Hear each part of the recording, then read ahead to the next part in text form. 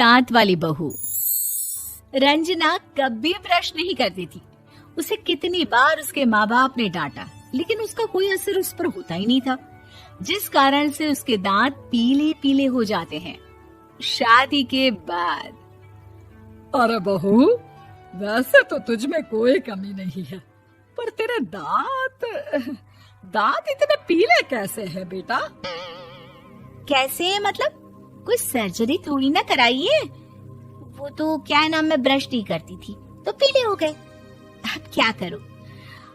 आप कहे तो लाल करवा लूं या फिर काले? यार ये क्या है, क्यों माँ से लड़ रही हो? लड़ रही हूँ?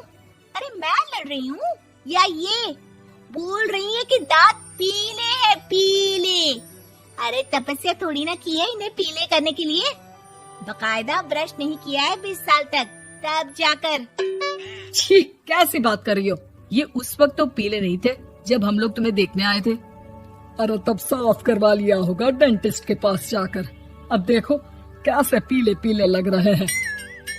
रंजना सास की तरफ गुस्से से देखती है। फिर शुरू हो गई पीले पीले पीले। अरे पीले तो तब भी थे जब मेरे हाथ का रसगुल्ला उड़ा उड़ा कर खा रही थी और बोल रही थी, लड़की नहीं गुणों का खजाना दे रहे भाई साहब। खैर, अब वो लोग करते भी तो क्या करते, पीले दांत वाली बहू पल्ले पड़ी थी तो झेलना तो था ही। एक दिन कीर्तन में रंजना गाना गा रही थी। अरे कमला बहन, माँ का द्वार है, यहाँ तो सब शुद्ध होकर आते हैं, फिर अपनी बहू को ब्रश भी नहीं करवाती तुम। दूर से पीले पीले दांत भक्ति में बाधा उत्पन्न कर रहे हैं। अरे कोई 2 साल के बच्ची थोड़ी ना लेकर आई हूँ मैं बहू बनाकर। अच्छी खासी लड़की है, अरे कैसे करवाऊं ब्रश? ये तो उसे खुद करना चाहिए ना। अब माँ बाप तो इसके जैसे तैसे निपटा दिए, ये नहीं सोचा कि सास कैसे संभालेगी। सास बहू को लेकर घर आ जाती है, लेकिन सोच लेती है कि अब इसे लेकर कहीं नहीं जाएगी। अगले रोज बहू कहती है, अरे क्या हो गया, मंदिर नहीं जाना क्या? कीर्तन का वक्त हो रहा है। मेरी मधुर वाणी से कान्हा जी जागते हैं और सोते हैं। आप तो जानती है ना उनकी भक्ति में कितना मन लगता है मेरा।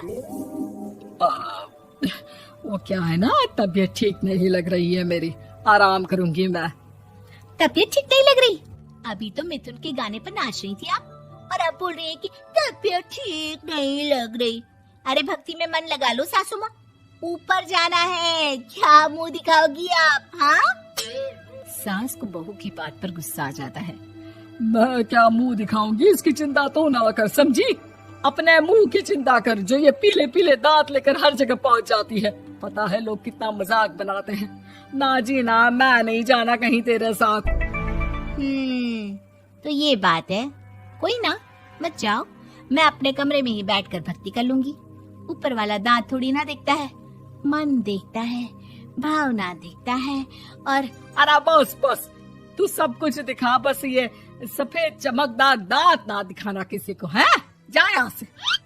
बहू को सास की बात का कोई फर्क नहीं पड़ता, वो तो जैसी थी वैसी ही रह जाती है।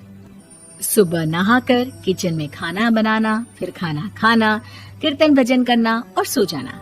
एक दिन, माँ जी मैं सहेली के घर जा रही हूँ, शाम को लेट आऊंगी। हाँ, तो जाना, मैंने कौन सा तेरी आरती करनी है घर पर बैठकर। रंजना सहेली के घर जाती है, जहाँ वो पार्टी में जाने की तैयारी कर रही होती है। अरे शिखा, कहाँ जाने की तैयारी कर रही है? मैं गलत वक्त पर आ गई क्या? अरे नहीं यार, उल्टा सही वक्त पर आई है। मैंने ये साड़ी और ज्वेलरी निकाली है यार, शाम को इनके ऑफिस की एक पार्टी में जाना है। बताना कैसा लग रहा है ये सब? नहीं यार, इस ड्रेस के साथ तो वो वाली ज्वेलरी अच्छी लगेगी। हाँ सही बोल रही है, मैंने ध्यान ही नहीं दिया। वैसे तो हमेशा से मस्त फैशन सेंस रखती है। तो बड़ा जाती होगी ना पति के साथ पार्टी में। रंजना कुछ नहीं बोलती, बस सोचती है कि यार काश ये बात सही हो जाती, पर मैं क्यों नहीं जाती पार्टी में? क्या इन लोगों की कोई पार्टी होती नहीं होगी? रंजना घर आती है और रात में पति से सवाल करती है, एक बात बताइए, आप मुझे किसी पार्टी में क्यों नहीं ले जाते? क्या आपके यहाँ ऑफिस में पार्टी नहीं होती? पति बेचारा क्या कहता कि दांत पीले हैं तुम्हारे इसलिए। अरे कोई पार्टी होती नहीं हम लोगों के ऑफिस में, तो कहाँ से लेकर जाऊं?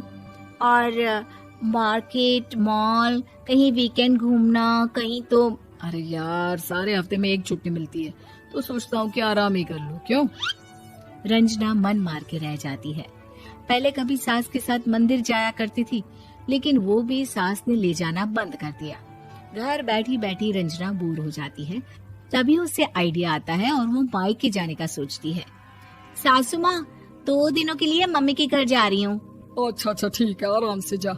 और हाँ, माँ से कुछ अच्छी आदत सीख कर आना कि कैसे शरीर के हर भाग की तरह दांतों की सफाई भी जरूरी होती है, समझी? शुरू हो गई ना आप? वो लोग आपकी तरह नहीं है कि छोटी छोटी बात का बतंगड़ बना दे। उन लोगों के लिए मैं मायने रखती हूँ, ना कि मेरे पीले पीले दांत। रंजना माँ को बिना बताए उन लोगों को सरप्राइज देती है, लेकिन जैसे ही वो दरवाजे पर पहुंचती है, अंदर देखती है कि घर वाले कहीं जा रहे होते हैं। अब माँ, काश रंजना दीदी के दांतों वाली प्रॉब्लम नहीं होती, तो वो भी हम लोगों के साथ चलती ना बुआ जी की बेटी की शादी में।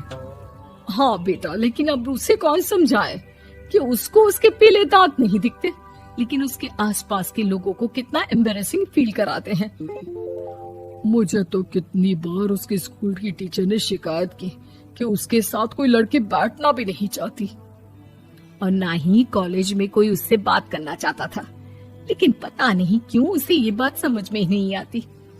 कोई कमी नहीं है उस लड़की में, बस यही कि दांत पीले हैं। वो तो भला हो जीजा जी और उनकी माँ का, जो दीदी को जैसी है वैसे ही रखा हुआ है। रंजना को अपने घर वालों की बात सुनकर बहुत दुख होता है। वो सोचती है कि वो क्या करे, लेकिन फिर वो सीधा डेंटिस्ट के पास जाती है, अपने दांत चमकाती है और कसम खाती है कि वो रोज ब्रश करेगी। अरे क्या हो गया? तुम तो 2 दिनों के लिए गई थी ना? पर कोई ना, अच्छा है, चलो आ गई तो। रंजना सास के सामने आकर खड़ी हो जाती है और पूरी स्माइल करती है, उसके चमकदार दांतों को दिखाती हुई। हैं? चले मंदिर? माँ, मुझे माफ कर दीजिए, मैंने आप लोगों को बहुत एम्बैरेसिंग फील करवाया। मैं आज से रोज ब्रश करूंगी।